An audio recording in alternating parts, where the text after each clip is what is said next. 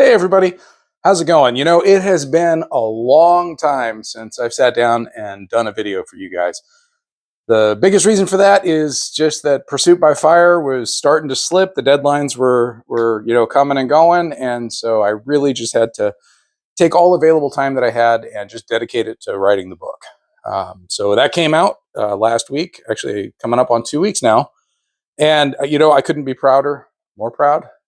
Either way, it's doing great. Thank you guys so much for all your support and for all the reviews and for everybody going out and getting the book and the ratings. It's really taken off. So I'm really excited about that, and I can't thank you guys enough.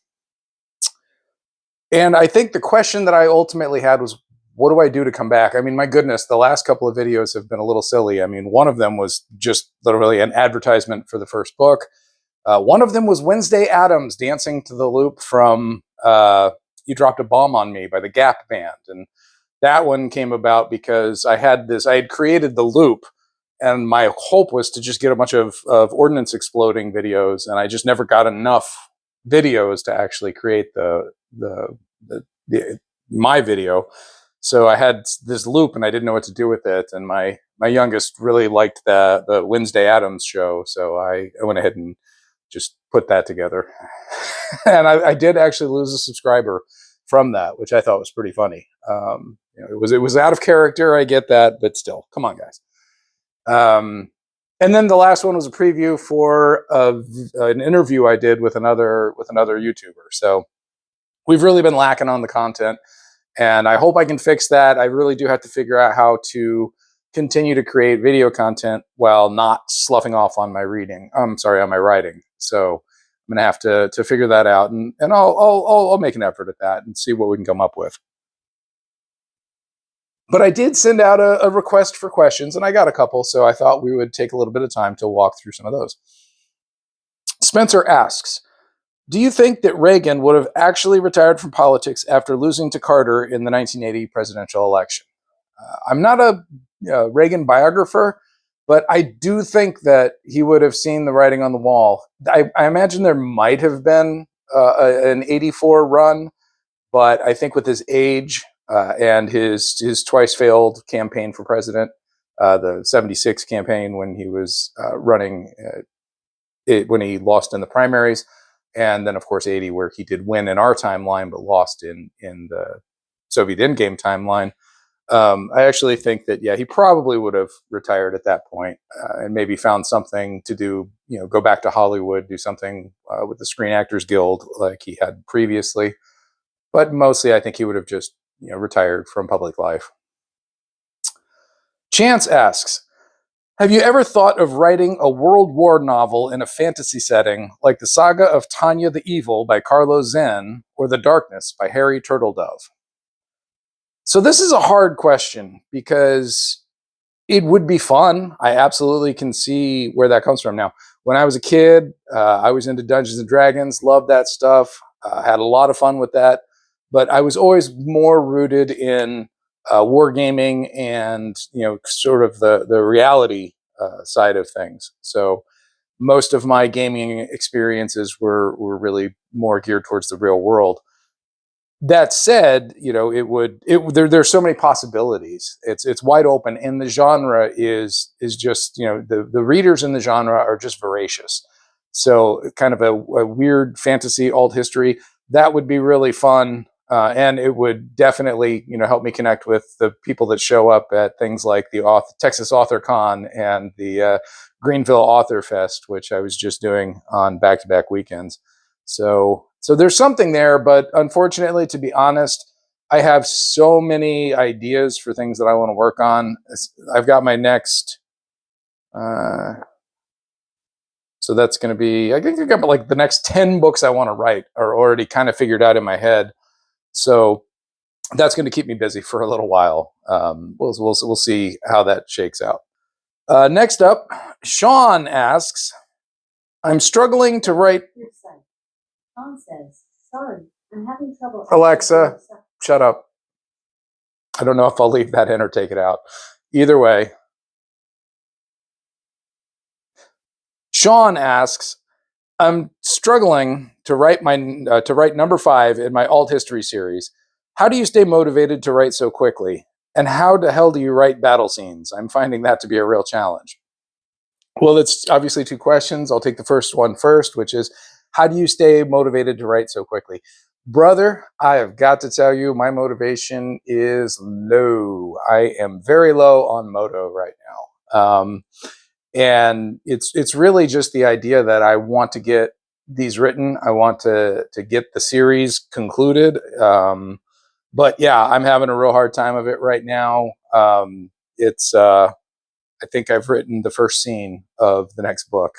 So I really do need to gear up and really get after the next one. I was very fortunate because when I was writing Pursuit by Fire, I had actually, when, let me take it back even further, when Advance to Contact came out, I was already 3/4 of the way through writing Fire and Maneuver. But when Fire and Maneuver came out, I was only a couple of scenes into uh, Pursuit by Fire. So now that when Pursuit by Fire came out, I was literally starting the next book. So it's been a real challenge. We'll see how it works out. As far as writing battle scenes, one piece of inside baseball that I want to share with you, but I'll just send that to you in a DM on Twitter. But generally speaking, I just start with the map, and this is where it gets a little interesting because I understand that I'm writing a story that takes place in the 1980s, and I'm using maps that are current. That is a little difficult because I know that things that are on the map didn't exist necessarily in 1980. But I feel like I get enough credit, I can get enough suspension of disbelief that if I find a village in Nicaragua that is maybe built up more than it was 40 years ago, I feel like it's better to just go with that than to just kind of wing it. And so I look at the battlefield, I look at the topography. I bring up the Google map and I bring up the topographical map. I look at everything, and then I kind of plan what I would do to attack. What makes the most sense? What are the avenues of approach? Um, and then I set up. Okay, if I were defending, then I do this. I play both sides. Once upon a time, I used to actually kind of hand off some of this.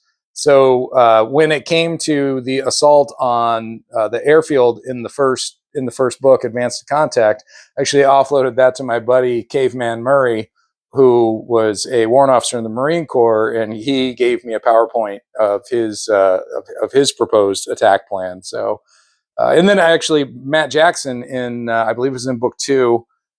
He wrote or didn't write. I'm sorry. He walked through how he would have taken there was an Iranian city in northern Iran that the 82nd Airborne took, and so I was able to get some real expert analysis on that. Matt Jackson was actually he was a colonel in the Army, and he actually uh, definitely a good source to have on that. If you haven't read his books, check them out. In fact, I'm going to leave a link in the description for both Sean and for Matt, and their book links, so you guys can have a chance to check it out.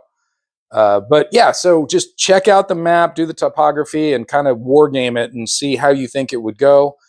And I think the best example I have of this is in Monroe Doctrine number 5, volume 5, the tunnel battle. So outside of Vladivostok, the Marines were making their stand, and when I was looking at the battlefield, I noticed that there was a hill that had an opening on either side. It was a rail tunnel, and so I thought, oh my god, that would be so cool to put the regimental headquarters in the tunnel. If they were going to get overrun, they would at least have that final defensive battle. And so it really heightened the stakes in my opinion. It really heightened the stakes when they're literally fighting. You know, out the enemy is approaching this tunnel, and they know they've got both sides, and it was really cool. And to be able to point readers to the map and say, no, this is the tunnel, it's a real railroad tunnel. That was pretty cool. I really like that. Finally, Jim asks, why were there so damn many point of view character deaths in Pursuit by Fire? Uh, I got to tell you, it was not intentional going into it. I certainly wasn't trying to George R. R. Martin my way out of some plot issues. But at the end of the day, I felt like I feel like you can only tell so many stories at a time. So, for example, I had a friend who wanted me to add the 369th Armored Regiment. I messed that up. You guys can. I've been caught on that. I keep calling it instead of an AG an AR. But either way, so he was like, "Hey, you really got to add this. My unit was there. This would be great." And I thought, yeah, that would be great. But I've already got a POV tank scene. So what do I do? And if you've read book 2, you know exactly what I did, which is I killed one of my real darlings, which was the Polish T-55 crew. I loved those guys. In fact, the next video is going to be the Battle of Würzburg from book 2. So we'll talk a little bit more about them. But yeah, I just I felt like I couldn't have too many tank units that I'm following. So one of them had to go. Out with them. Too many submarines. I want to really focus in on an American submarine in book 4, and that meant that I didn't really want to have the Minsky Konsmolets again. I felt that story had kind of run its course, and so bad luck on their part. But I will say, for those of you who are depressed by the number of POV character deaths, you'll be happy to know that there was one character who was dead on paper for about a month. And I finally had to bring him back because I didn't see how I could keep the story going forward without him. And then I figured out how to do that, and I added it later in the book. And so now he's back. He's back on the table. So he might die next time. Hey, thank you guys so much for sending out the questions. I really appreciate it. I have a lot of fun doing these videos. I'm a little out of practice, so it's going to take me a minute to edit this. But I will. I'll touch base with you guys again real soon. We'll talk about the Battle of Würzburg. Thanks.